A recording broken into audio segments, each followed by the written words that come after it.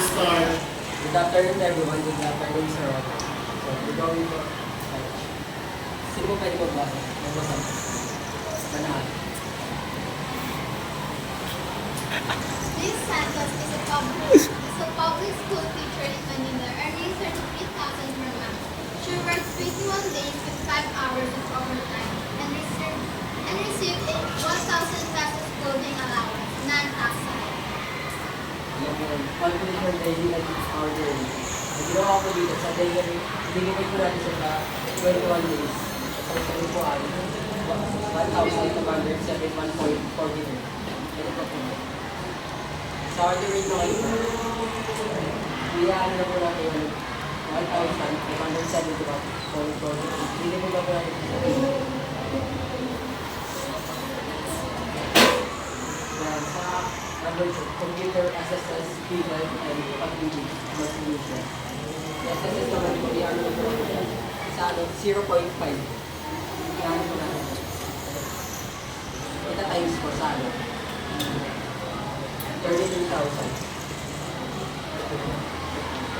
And din sa pingin po naman 0.025. I-ano po natin. Ita times po natin sa 33,000.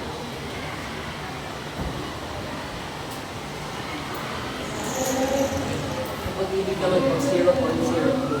Ikatayin ko natin siya. Ang sagot po ay 600. Kasi po, yung max na po ng pag-ibig ay 200. So, po na rin.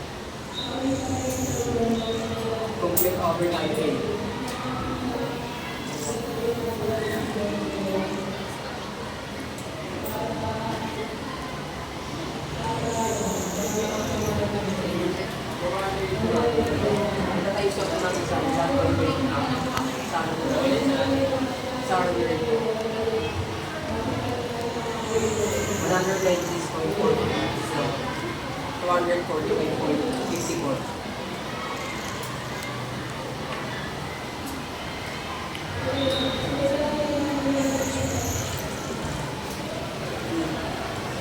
So overtime na po, or 5 hours overtime, iano na po natin. Itatayos na po siya natin sa earlier dito.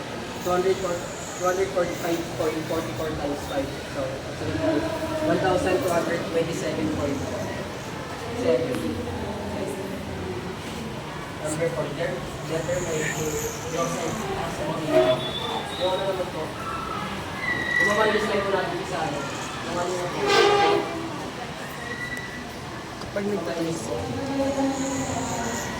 Dahil wala lang ang solution sa board. Normal kasi para SSS natin. And payment. Ito po sa board. Yung total gross pay naman po. Ipapaktas lang po natin siya.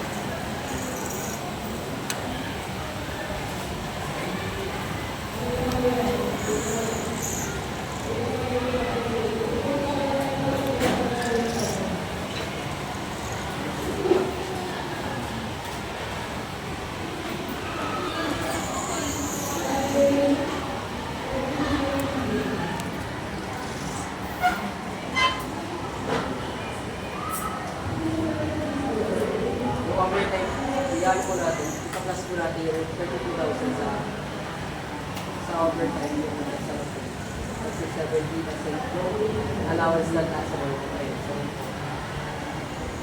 then, number 5, compute po ito yung tax total.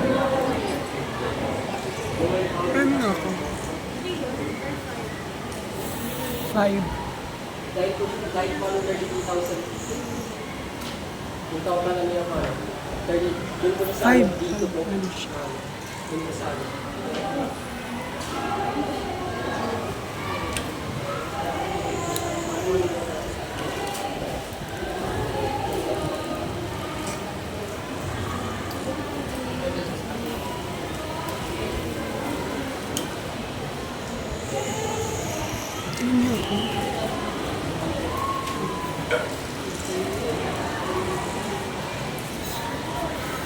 Saan part ka na rin?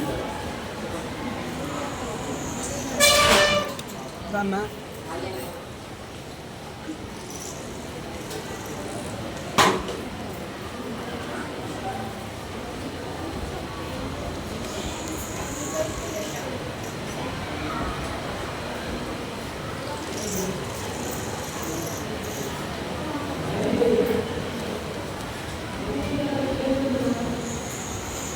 I think you're done. Okay, sige. Stop ko na ako dyan.